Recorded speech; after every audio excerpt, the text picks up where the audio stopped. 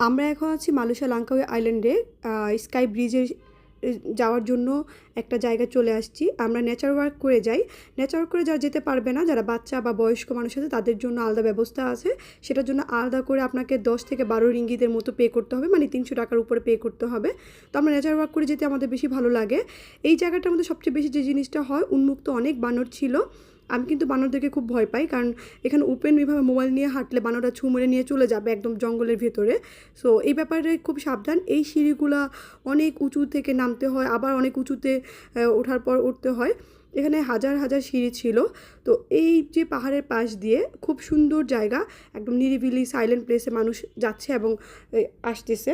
এই জায়গাটার মধ্যে আসার পর একটু ভয়ও কাজ করবে, কিছু জায়গায় অনেক সময় মানুষ থাকবে না। তো সেই জায়গাগুলোতে মানুষ থাকবে, ওই জায়গাগুলোতে খুব সাবধানে থাকতে হবে। খুব চেষ্টা করবেন 2-3 জন মানুষ যদি আশেপাশে থাকে একসাথে যাওয়ার, কারণ এখানে বন্য প্রাণীর মধ্যে যে বানরগুলো থাকে, বানরগুলো ছু মেরে নিয়ে চলে যায়। আর এই যে স্কাই ব্রিজ, অলরেডি আমরা চলে আসছি। স্কাই ব্রিজটা কিন্তু দুর্দান্ত সুন্দর।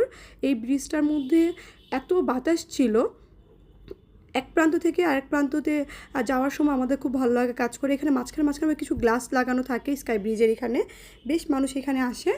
আর এই যে আমি বলেছিলাম যে প্রতিটা জায়গার ভিউ কিন্তু ডিফারেন্ট, কোথাও শুধু মেঘ, শুধু আবার কোথাও শুধু পাহাড়, কোথাও শুধু সমুদ্র দেখা যাচ্ছে বা শহরটা দেখা যাচ্ছে। আমরা হাজার হাজার মাইল উপরে আছি, বেশ কিছু পাহাড়ের উপরে আছি।